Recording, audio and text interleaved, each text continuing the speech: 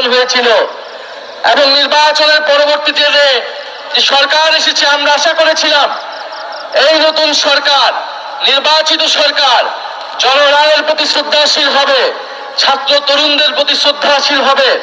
কিন্তু আমরা দেখলাম যে জনগণের রায়কে তারা ক্ষমতায় এসেই অবজ্ঞা করা শুরু করেছে। 70% জনগণ গণভোটে যে গণরায় দিয়েছে সংস্কারের পক্ষে, জুলাই সনদের পক্ষে, সেই রায়কে তারা অবজ্ঞা করছে।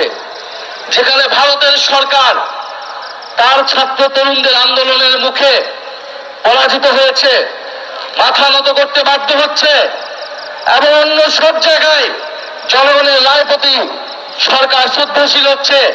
আমরা দেখলাম এই দেশের অন্যতম প্রধান দল বিএনপি, সে তার নিজের দলের ভিতর কোনো সংস্কার আনলো না এবং রাষ্ট্রীয় সংস্কারের জন্য যে ন্যূনতম ঐক্যমত্য, সেই ঐক্যমত্য সে মেনে নিল না।